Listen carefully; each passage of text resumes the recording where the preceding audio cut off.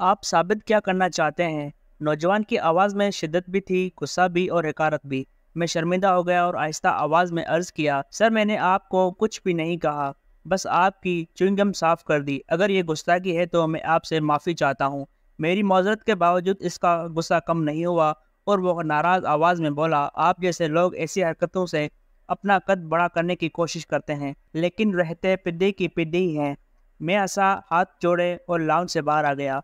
यह वाक़या एयरपोर्ट पर पेश आया। मैं अर्जेंटीना के लिए रवाना हो चुका हूँ। रवाना होते होते मैं एक और शख्स को नाराज़ कर बैठा और मैं अब पूरा सफ़र शर्मिंदा होता रहूँगा। मैंने अपने आप को कोसा और आगे रवाना हो गया।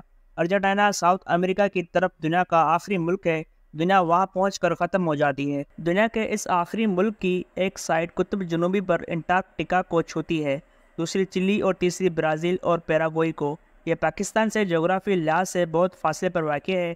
मैं पहले पेरिस जाऊंगा, वहां से मैड्रिड की फ़्लाइट लूँगा और मैड्रिड से जनूबी अमेरिका के तमाम ममालिक के लिए डायरेक्ट फ़्लाइट्स मिल चलती हैं। आप लातीनी अमेरिका के किसी भी मुल्क जाना चाहते हैं तो आपको स्पेन के शहर मैड्रिड से डायरेक्ट फ़्लाइट मिल जाएगी। मैं भी बेवेंस आयरन्स के लिए मैड्रिड से फ़्लाइट ले रहा हूँ। मेरे दोस्त सोहेल मकसूद मुझे स्पेन से ज्वाइन करेंगे और हम दोनों एक हफ़्ता अर्जेंटीना एक्सप्लोर करेंगे। इंशाल्लाह अगले 6 माह में चिली भी जाऊँगा। मैं वाकई की तरफ वापस आता हूँ। मुझे इस्लामाबाद एयरपोर्ट पर एक साहब मिले, वो मुझसे नाराज़ थे।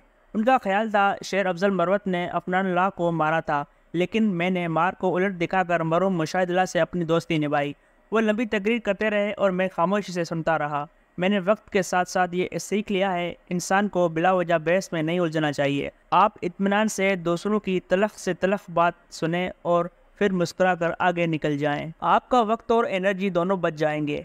खुदा कायनात की सबसे बड़ी हकीकत है, लेकिन जब आधी दुनिया खुदा को नहीं मानती और बाकी आधी खुदा को मानती, तो फिर आपकी कौन सुनेगा और आपको कौन मानेगा। लिहाजा आप अपने आप को सच्चा साबित करना बंद कर दें, आपकी 2 तिहाई टेंशन ख़त्म हो जाएगी। खामोशी के बाद दूसरा शानदार हथियार मौजरत है। आप फ़ौरन अपनी गलती मानें, माफ़ी मांगें और आगे बढ़ जाएं। आपकी बाकी टेंशन भी ख़त्म हो जाएगी। हम अपने आप को सच्चा साबित करने में बहुत सा वक्त और एनर्जी ज़ाया कर बैठते हैं। हम ये कोशिश बंद करके अच्छे और मुतमईन ज़िंदगी गुजार सकते हैं। मैं इस बार भी इस नौजवान की बात इत्मीनान से सुनता रहा। इसका लहजा बुलंद और शदीद था। उसे सुनकर 2-4 लोग और भी आ गए और वो भी बहस में शरीक हो गए। 1-2 साहब मुझ पर तनकीद कर रहे थे और 2-1 मेरी तरफदारी, और मैं कभी एक को देखता था और कभी दूसरे को। वो जब थक गए तो मैंने अर्ज़ किया, भाई मैंने अपनी खुली आंखों से जो देखा वो मैंने बयान कर दिया, बाकी आप बेहतर समझते हैं। और इस फिक्रे का वही नतीजा निकला जो ऐसी सूरत हाल में अमूमन निकलता है। वो मज़ीद नाराज़ हो गया। वो बहस के साथ साथ च्युइंगम भी चबा रहा था। च्युइंगम बार बार इसकी दलील में अटक रही थी, लिहाजा इसने उंगली मुंह में डाली, च्युइंगम निकाली और हाथ नीचे करके कुर्सी के साथ चिपका दी और दोबारा बहस में उलझ गया। उसे अब दूसरे लोग जवाब दे रहे थे और मैं उनके लिए गैर मुतल्लका हो चुका था। मुझे इसकी चिपकाई हुई च्युइंगम डिस्टर्ब कर रही थी। चुनाचा मैं उठा, जेब से टिश्यू पेपर निकाला, इसकी कुर्सी के पास गया और इसके कंधे पर हाथ रख दिया। वो घबरा गया, लेकिन मैंने इस दौरान झुक कर इसकी कुर्सी के नीचे से च्युइंगम उतारी, टिश्यू पेपर में लपेटी और टिश्यू पेपर डस्टबिन में फेंक दिया। और मेरी यह हरकत इसे मरवत और अफनान की लड़ाई से ज़्यादा बुरी महसूस हुई और वो बाकायदा नाराज़ हो गया। मैंने इससे माफ़ी मांगी और लाउंज से बाहर आ गया। आपको मेरी बात ज़ेब, दास्तान या डेंग महसूस होगी, लेकिन आप यकीन करें मुझे दूसरे के गंद साफ़ करते हुए ज़रा मलाल नहीं होता। मैं शायद ऐसे शानदार लोगों में रहा हूँ जो कामयाबी, ताकत, शोहरत और अमारत के पीक पर पहुँच चुके हैं। इमारत के पीक पर पहुँचकर भी सादे और हमदर्द थे। वो ऐसे मामूली कामों में कोई आर महसूस नहीं करते थे। मैं शायद उनकी कॉपी करने की कोशिश करता हूँ और हर बार नाकाम हो जाता हूँ। मैं पिछले 17 साल से एक खरपति के साथ काम कर रहा हूँ। मैंने ज़िंदगी में इस शख्स से बेशुमार चीज़ें सीखी। मसलन मैं एक बार कराची में फुट मसाज करा रहा था। मेरे सामने शीशे की दीवार थी। मैं शीशे से हाल की तरफ देख रहा था। अचानक पार्लर का दरवाज़ा खुला और वो खरपति अंदर दाखिल हुआ। हाल के दरमियान में स्टूल पड़ा था।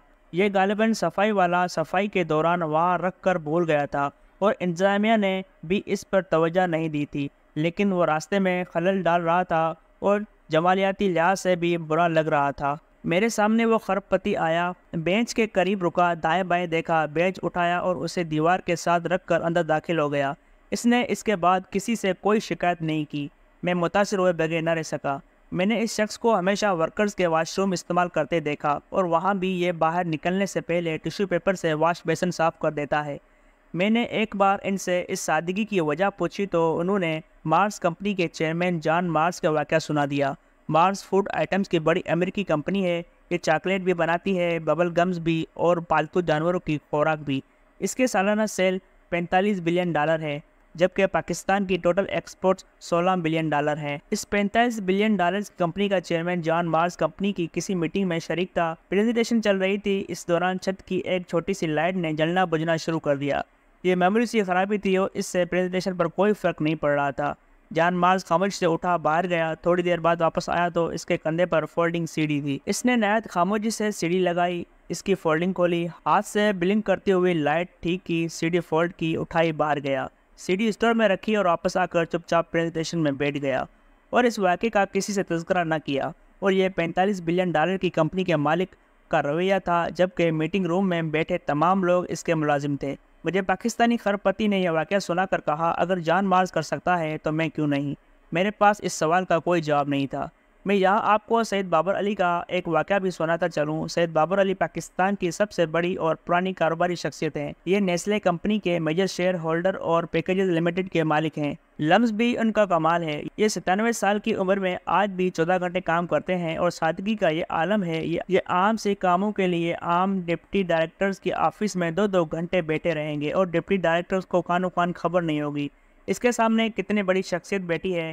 میں نے انہیں ایک بار لاہور ایئرپورٹ پر لاؤنج کا ٹیبل صاف کرتے دیکھا۔ یہ اپنا بیگ بھی خود اٹھا کر جہاز میں سوار ہوئے تھے اور یہ عادتیں پاکستان جیسے ملک میں حیران کن ہیں۔ مجھے چند دن قبل میرے ایک دوست نے اپنا واقعہ سنایا۔ ان کا کہنا تھا، میرا چوکیدار روز اپنے واش روم کی صفائی کا شکوہ کر رہا تھا۔ میں اسے جواب میں سویپر سے بات کرنے کا کہتا تھا، مگر وہ اس کے بجائے ہمیشہ مجھ سے شکایت کرتا تھا۔ میں نے ایک دن 2 کرسیاں منگوائیں، دونوں واش روم کے سامنے رکھیں، سویپر اور چوکیدار کو ان پر بٹھایا اور اپنے ہاتھ سے ان کا واش روم صاف کر دیا۔ میں نے کہکر لگا کر پوچھا، اس کا کیا نتیجہ نکلا؟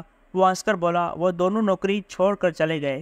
میں نے پوچھا کیوں؟ وہ بولے، دونوں کا کہنا تھا آپ نے ہماری بے عزتی کر دی۔ میں نے ہنس کر جواب دیا، لوگ اور قومیں اس وقت برباد ہوتی ہیں جب انہیں نیکی اور اچھائی بے عزتی محسوس ہونے لگتی ہے۔